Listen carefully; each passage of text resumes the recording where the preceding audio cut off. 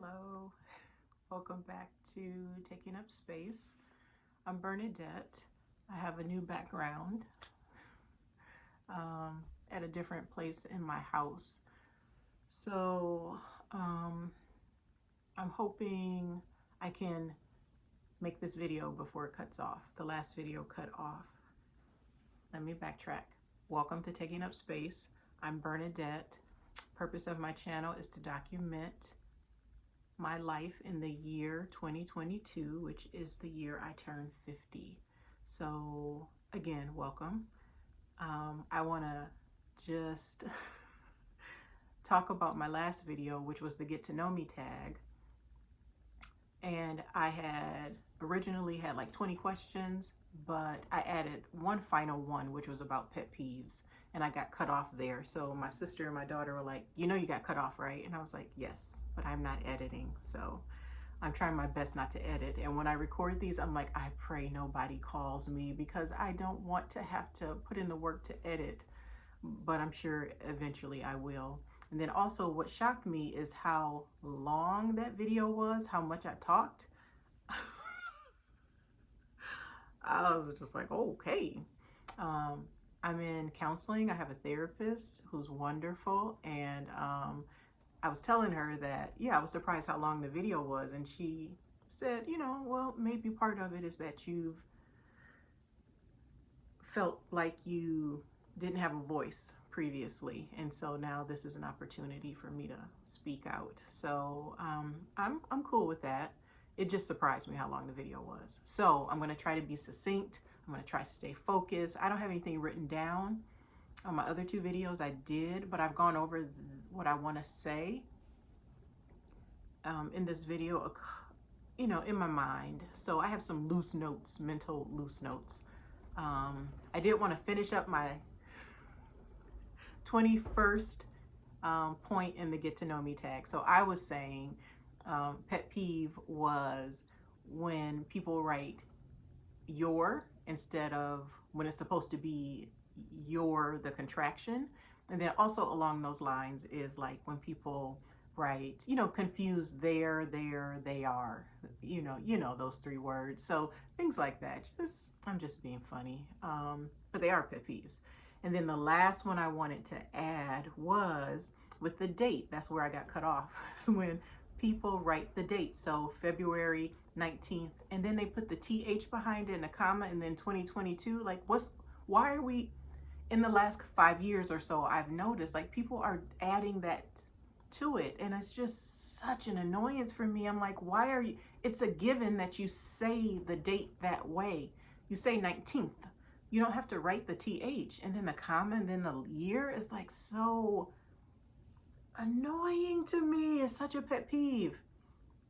Anyway, somebody at church was like, we're a bit anal, are we? And I was like, yep, I guess we are. So, okay, so that's that for that video. I was just adding my final pet peeve. It was funny. This video, I want to talk about dating. Like I said, I've gone over some things in my head. I feel like I need to be really mindful of what I say. And some of it is personal, and my daughter sometimes watches these videos, and she's 24. My son is 11. He's not paying me any attention. So, but still, you put it out there in the world, you know, your children can watch it. And so I shared in the last video, I'm divorced. I was married for 15 years. And so they're, you know, I never want to say anything disparaging about their dad in a public forum. So, you know, their hearts are involved. So I want to be mindful about what I say. So I'm going to speak about me. And I think part of it, I need to sort of talk about my experience with marriage and what brought me to the place I'm at now, where I am dating, actively dating. So I'm laughing, I'm smiling because I saw a meme recently and it said dating in your 40s be like. It was this lady diving into a dumpster. Dumpster diving, like that's how it be in your 40s. And then I feel like with my married friends, I feel like they feel so sad for me. Like, oh, poor Bernadette. She's just back out there in the streets and she's not made for this. I think they feel really sad for me. And I'm going to be honest, I am enjoying it. I feel like this is a new lease on life for me. I feel like this is like a book closed, that chapter closed, and I feel like this is a whole new book. And it's very different. I was 32 when I got married, 48 when I got divorced. So a lot has changed. I've never done like the online dating thing until recently, and I'm enjoying it. Let me talk about marriage and my experience. So married for 15 years. I spoke about how that was important to me. That was a goal of mine, to be married. I wanted to be married. And if I had never gotten married, I think I would have felt like I missed out on something. So no regrets about getting married. It was important to me, and I appreciate that I had the opportunity. For me personally, I felt like marriage was oppressive, and just lots of gender specific expectations. And so part of those expectations came from culture, the Black culture. Some came from church or religion. And then part of it is me trying to be a perfectionist and trying to make someone else happy and putting actually that person ahead of myself. As a result of doing that, I suffered mentally, trying to fulfill expectations that just were out of reach for me. But I tried really hard. I fought for the marriage. I will just say trust was broken, and I'll leave it at that. On numerous occasions, and a part of me just finally got to the point where I thought, I'm done. I've fought the good fight, and I'm done. And to be totally honest, I felt like I was fighting harder. So I often think about the R. Kelly song, and I know R. Kelly is canceled. But when a woman's fed up, there ain't nothing you could do about it. When I had made up my mind, there was no turning back. There was nothing that could be said to get me to think differently. So get divorced. And I have dated, I've gone on a couple dates. I've dated a couple of individuals, and I wouldn't even call it like dating, like we were in a relationship, because I'm going to be honest about what I'm looking for at this point in my life. I do not want monogamy. I am not looking for exclusivity. And being on the dating apps, I've learned the easy way to say that is just friends with benefits. So that's what I'm looking for. And that's hard for me to say, especially like here in a public forum, because it goes against my religious teaching. It goes against what just being brought up to be the good girl. But I'm about to be 50, and I just want to finally stand in my truth. And I am very aware that I am on a journey, and this is my journey, and this is where I'm at this time. And so coming to the conclusion of friends with benefits is really based off of, for sure, my marriage. I do not want to be obligated to anyone. I don't want you to have an expectation of me other than us getting together and having fun, going on dates and just having a good time. Like, I don't want to feel obligated. I don't want you to have any expectations of me, because I'm gonna let you down.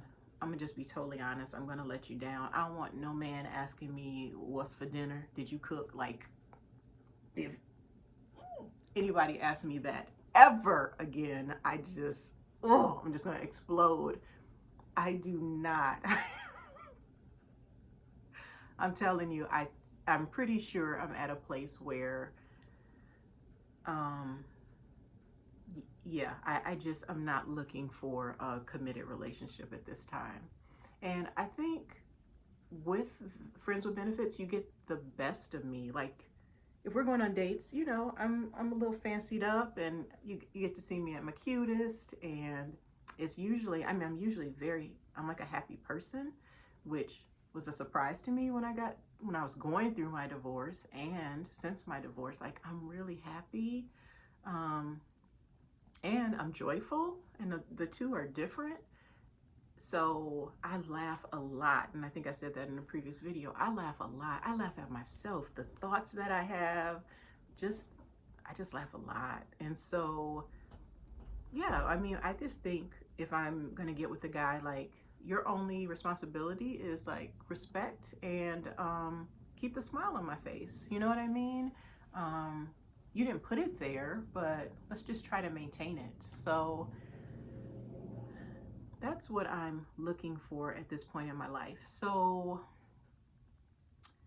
with dating, I have dated, and this is where it gets personal. I've dated exclusively Black men. And so I initially got on the dating app last year, 2021, um, and met a couple people, and nothing significant evolved. I did go on some dates, and then one individual, we did become involved, and for several months, and that eventually dissolved. So this time when I got back on the app, this is part of, because I said with my channel, I'm documenting my life this year. I have a list of like 50 things I want to accomplish this year. And so some of them I'm going to share on this channel. So one of them is dating. That's what we're talking about today, is dating. And so my rule for this year is I'm obviously open to just day-to-day interactions with men. And then on the app, I've said, if anyone asks me out and I feel like it's safe, I will not decline any dates. So as long as I feel safe. And we've had some conversations. So thus far, I have had 2 dates this year. Were they both? They both were in January.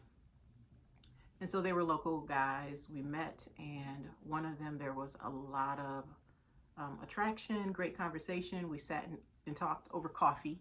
I don't drink coffee. I had tea for 3 hours. And it was one of those dates. I'm saying date for lack of a better word, right? It was a meetup, a meet and greet. So it was one of those meetups where you don't want it to end. And it was 3 hours, and I was like, okay, we gotta go on about our day.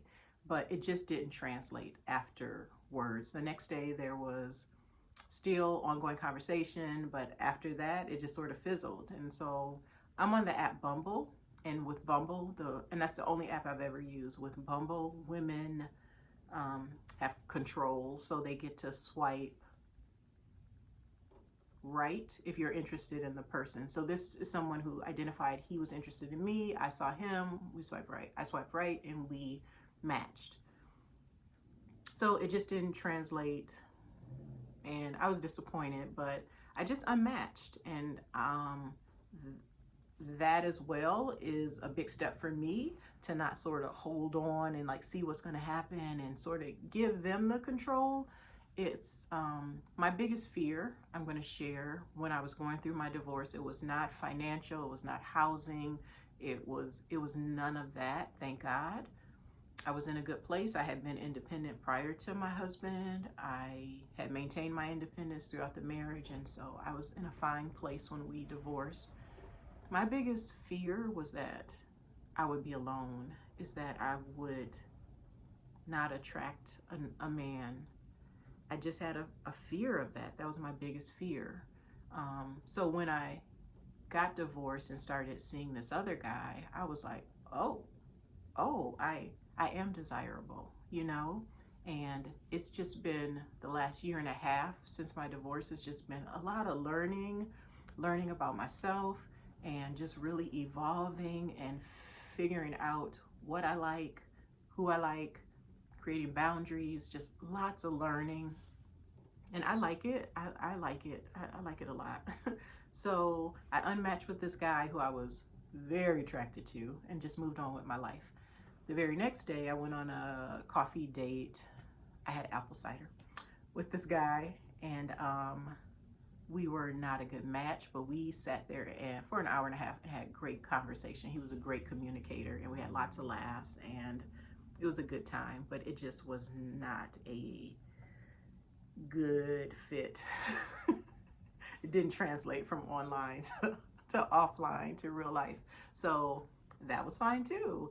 He had told me about some podcasts and I listened to those. And a week later, I hit him up and I was like, just so you know, I'm going to unmatch. It was nice meeting you. And he said some very kind things like, you know, I have a lot to offer a partner. And he was like, be kind to yourself. And that really moved me.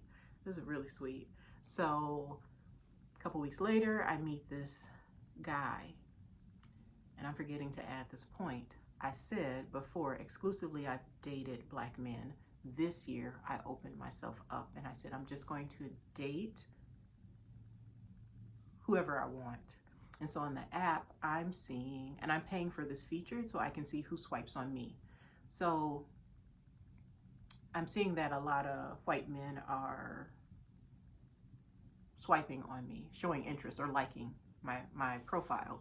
And so then I get to determine who, you know, I feel like I'm attracted to. So recently had an experience with a guy. I haven't even shared this with my sister yet because we talk on the weekends, but we don't talk every single weekend. So this happened over this past week. Met this guy beginning of this month in February, and we've had great conversation. Really good conversation. He lives in the same state. I told you I'm in the Midwest. He's 2 hours away. And so that was something I had to try to figure out, like, am I willing to travel for friends with benefits? Like, am I really willing to travel the distance? He's very intelligent. What I liked is that highly intelligent and just a high emotional IQ. And it was something I feel like I don't know if I've ever experienced with a man, that combination. And then we laughed all the time, a lot of chemistry, a lot of humor. So he's 2 hours away. He invited me there for a mini vacation, and I had accepted, and it's supposed to occur this coming weekend. It was supposed to have occurred. However, we had a horrible exchange over the phone in regards to racial matters. And of course, when I thought, okay, I'm going to open myself up to other races, of course I thought there may come times when we disagree on a topic. But my thing is, I'm a communicator. Anyone I'm engaging with, I'm assuming they're going to be a good communicator, and maybe we could work through it. You know what I mean? And so when I say this conversation that we had a couple of nights ago, it happened so quickly. I didn't see it coming. He didn't see it coming. He reacted in anger. So essentially, he said a racial slur. And I said, and I'm not going to go into it. It was not the N-word, but he said a racial slur. And I said, did you just say? And he said, what did you say? And I was like, did you use that word? You can't use that word. Like, that's outdated. It's unacceptable. This is a substitute word you could use that's less offensive and less hurtful. And he just digged in his heels and was adamant and said something like, I've used this word around my other black friends and nobody's ever had a problem with it, and you can't tell me what to say. You can't tell me what words I can use. And I was floored. I was taken aback because we had such good communication.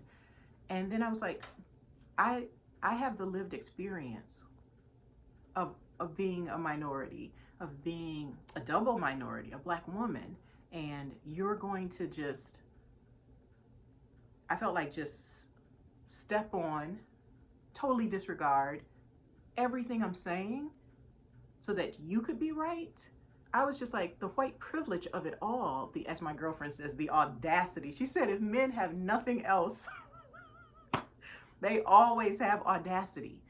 And I just was like, is this really happening? Like, I felt like I was in the Twilight Zone. I'm 49. This guy was in his 30s. It was a term that's so outdated. I just never would have expected someone in their 30s to use. And so when we get off the phone, eventually, of course, all this stuff is just swirling in my head. And I'm thinking, we're 2 hours away, but it's like worlds away, where he's grown up and what he's experienced. And I don't know who the black people are that he's been around that wouldn't defend themselves. It just was, it was a horrible conversation that surprised me. And I'll say this, I assume white people are going to say offensive stuff, right? My thing is, are you open to being corrected? Are you open to a conversation? That's what I'm looking for. And that was not there at all. And again, it surprised me because we had been talking for 3 weeks at that point, pretty much almost daily, not every single day. And the conversations were deep, not just surface level stuff. For me to consider traveling to see someone, you know what I mean? Yeah, as I often say, I went into it with a sober mind and an open heart, and it was very disappointing. So we ended the conversation. A lot more was said, but we essentially ended the conversation with, you know, you're not hearing me. We need to step back, and let's revisit this in a couple days. I went to bed that night, woke up in the middle of the night, disturbed by the conversation, just thought, can you really get past this? Can I really get past this? Can I travel 2 hours and engage with this man who is not open at all to critique, to no sensitivity for cultural differences? And I think, and I wasn't the first black woman he had dated. Not that we were dating, we were getting to know each other. So I think in his mind, and he had asked me during the conversation, you think I'm racist? And I was like, oh, I don't know enough about you. I know that you use this word and it is offensive, and I'm sharing that with you, and you are not receptive to it. But I can't just make this blanket statement, yes, you're a racist, right? And I think in his mind, he thinks, because I'm attracted to black women, because I have sex with black women, I can't be racist. And two things can be true. Someone can be racist and still be attracted to someone of a different race. It can absolutely be true. They're not mutually exclusive. So, but I didn't get to have that conversation with him. The next day, I write up this text and I send it to him and just said, I can't get past this conversation. And still I was being, okay, I'm at 23 minutes. I got cut off before, I think 26 minutes. I need to wrap this up because I don't know how much space I have on the phone. I was still trying to be very respectful of him and said, you know, you do have some great qualities, because he does. But I'm making a decision that I think is best for me. And so I'm going to unmatch on the app. This man, this man did everything. Once I sent that text, his response was, I don't want to be dramatic, but I felt really anxious when I sent it because he was so angry the night before. And I should say this, after we hung up the phone that night, he sent a text apologizing. He really did. He apologized. I didn't know it was a racial slur. I'll try to be more sensitive. And I'm reading the text and it sounds good. But in my heart, I was like, but you were so defensive. You weren't open at all to correction. So now how are you gonna be more mindful? I just thought it was a ploy, like control, like I just want you to come. And I did want to go. I wanted to have this mini vacay. So when I sent my text saying I'm not coming and I'm gonna move on with my life, he sends back, honey, he did everything but call me the N-word. He sent back the first text was a screenshot he had with a person of color. And that person said, and he said, "Are we being too sensitive? I didn't know this word was a racial slur. Are we just being too sensitive nowadays?" And she's like, "Yeah, tell her to get over it." And then said some derogatory stuff, not racial, derogatory stuff. Then he sends a text that says, "Yeah, I agree with your decision. I can't be with somebody so sensitive." And I asked my other, um, I asked my other minority, he put in there, because I said a substitute word you could use would be minorities. I asked my minority friends, and they said, "There's nothing wrong with that word, and you're just being sensitive and ridiculous." I was like, "Oh, okay." And then he wasn't done. Then he sent a third, he sent a screenshot of the word of an organization. And I'll just leave it at that to try to prove his point, okay? And then he sent a fourth, and I was just, I'm sitting there and I'm like, did he have all this ammunition ready? Because you didn't send me a text saying, "I thought about yesterday's conversation and I can't do this." You didn't send that, I sent it, right? So I'm just like, what's going on? His final text was, "I'm blocking this number and I won't be responding to anything you send." I had no intention of having any more contact with this man. Laughing now because it was so ridiculous. But yeah, that's been my experience on the app this year. It was crazy. I'm at 26 minutes. I'll say this, I don't know if I'm going to keep or continue to date outside of my race. That was really jarring, and I felt unsafe that day. I felt very unsafe. I had to sort of work all that through my body seriously. And I will be speaking to my therapist about the whole situation. But I do like dating in general. I like the flirtation. I like the company of a man. I like the banter, the back and forth. Like, I enjoy that. And I'm having a good time. Yeah, I don't feel sorry for myself, and I really feel empowered and sharing with men what I'm looking for. It's been challenges in regards to that,